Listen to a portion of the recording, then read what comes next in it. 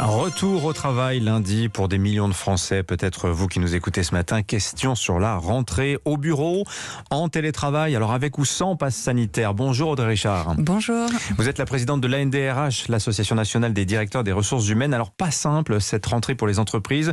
Beaucoup d'entre elles ont misé, en tout cas l'avaient fait au début de l'été, sur un retour massif des salariés en présentiel pour la rentrée.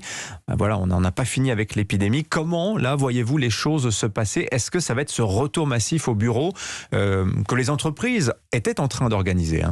Oui, alors bon, déjà, on n'est pas confinés. Donc ça, c'est quand même une bonne nouvelle pour les entreprises, d'une part. Vous n'avez jamais exclu cette possibilité d'un forcément, on était tous en alerte. Donc d'une part, on n'est pas confinés. D'autre part, les salariés vont pouvoir revenir au bureau, comme vous le soulignez, dans de bonnes conditions sanitaires. Et ce qui se passe, c'est qu'on voit que tout le monde s'est adapté, que ce soit les salariés, les managers, les partenaires sociaux, avec l'aide des RH bien sûr, mais collectivement, on s'est tous adaptés, on a montré que ça fonctionnait. Plein d'entreprises ont signé des accords justement de télétravail. On voit qu'il y a un peu plus de 20 000 accords qui ont été signés. Et donc, en effet, au niveau de la reprise, donc on avait anticipé des conditions plutôt quasi normales pour septembre. Ça, c'était avant l'été.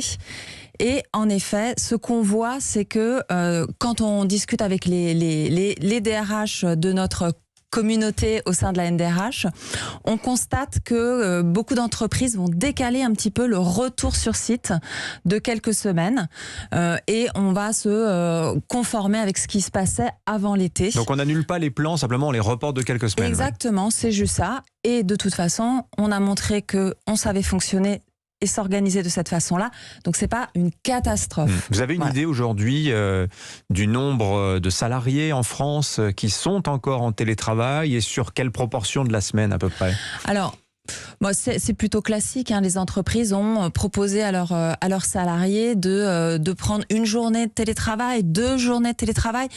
Ce qu'on voit, c'est plutôt 2 journées de télétravail. Donc 2 journées à la maison, 3 journées au bureau. Exactement. Ça, c'est la majorité. C'est ce qu'on voit dans beaucoup d'entreprises. Ouais. Donc, mais sur une proportion de salariés qui sont concernés par le télétravail, il y a 30 millions d'actifs en France. Combien à peu près aujourd'hui, diriez-vous, Audrey Richard ? En effet, vous avez raison. Il faut toujours se dire que dans nos entreprises, et la majorité ne peut pas télétravailler. Donc on a dans nos entreprises différentes populations, des personnes qui ne peuvent pas télétravailler, d'autres qui le peuvent. C'est 40% à peu près des emplois qui sont télétravaillables, comme on dit.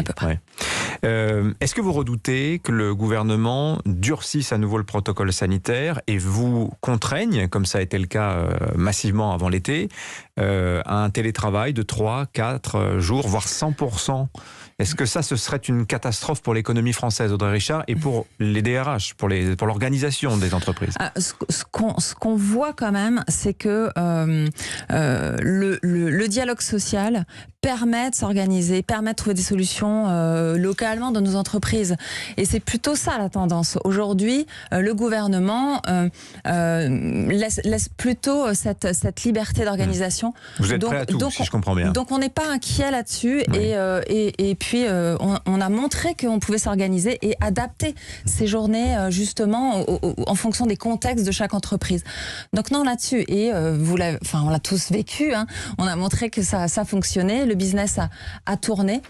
Tout le monde s'est adapté. Donc il n'y a pas de grande inquiétude là-dessus. Non. Audrey Richard, présidente de l'Association nationale des directeurs de ressources humaines, invitée Écho d'Europe Matin. À partir de lundi, après les clients, passe sanitaire obligatoire pour toute une série de professions, notamment ce qu'on appelle les lieux de convivialité, c'est-à-dire les restaurants, les bars, le cinéma, les parcs, etc. Dans les transports publics, dans les centres commerciaux aussi. Alors, c'est sur décision préfectorale.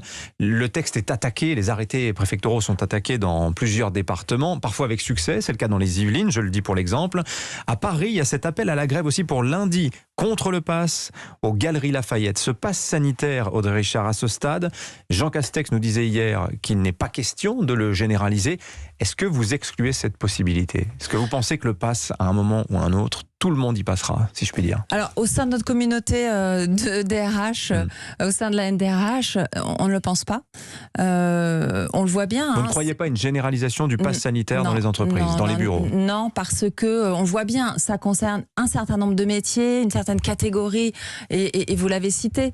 Et dans nos entreprises, pour certaines populations, régulation, on va exiger ce pass pour les personnes, par exemple, qui vont dans des salons professionnels et la majeure partie du reste de l'entreprise n'aura pas à présenter ce pass. Mais quelle différence d'être au contact de ses collègues dans un open space de 300 personnes et d'être au contact d'une clientèle ou dans un lieu public?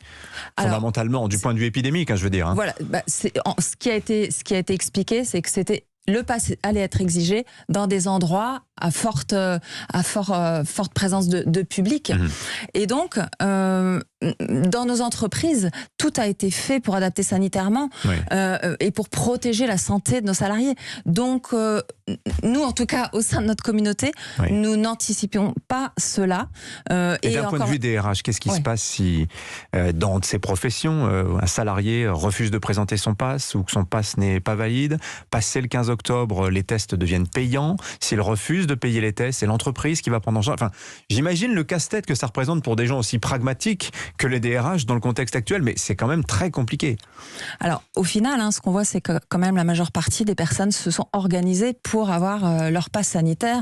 Et donc, en tout cas, nous, sur le terrain, on n'a pas de grandes difficultés par rapport à ça. On a vu beaucoup les soignants, par exemple, se mobiliser. Vous ne voyez pas ça dans le privé, par exemple, dans les entreprises privées? On a beaucoup moins cette difficulté. Maintenant, on sait que cela peut arriver. Et donc, on l'a vu avec les décrets où... Ce qui est proposé, c'est peut-être de trouver une solution sur une mobilité temporaire, peut-être de discuter avec la personne pour qu'elle pose des congés, le temps de s'organiser. On a parlé de suspension parce qu'évidemment, à un moment, oui, il y aura suspension. Il a été question de licenciement. Alors, finalement, ça a été abandonné. Oui, il y a eu retour arrière sur ce sujet-là. Suspension du contrat de travail, malgré tout, c'est... c'est quand même une décision importante. Oui, c'est violent, c'est brutal pour le salarié concerné. Mais ce qu'on pense, c'est que le dialogue peut permettre aussi d'arranger la situation. Peut-être que les partenaires sociaux ont aussi leur rôle dans cela. Il voit le Premier ministre lundi, les partenaires sociaux. Donc, en tout cas, là, c'est pareil. Sur le terrain, en tout cas, au sein de nos adhérents, la NDRH, on n'a pas ce stade d'inquiétude et globalement, la majeure partie des personnes se sont organisées pour. J'ai une dernière question, je demanderai de répondre très rapidement. Il y a cette pénurie européenne de main-d'œuvre. Je vous cite l'exemple d'un patron anglais cité par le journal Le Monde qui a dû augmenter ses chauffeurs routiers de 20% rien que pour les garder parce qu'eux voulaient partir. Est-ce que vous sentez un mouvement de pression salariale de la part des collaborateurs dans les entreprises, Audrey Richard? On sent que cette question émerge. On l'a vu avec les métiers de première ligne. On sent qu'il y a un besoin de reconnaissance. La reconnaissance, c'est pas uniquement d'une augmentation de salaire.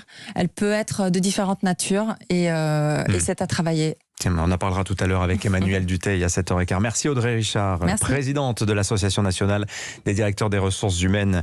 Invité Écho d'Europe Matin. Bonne journée à vous, 6h50.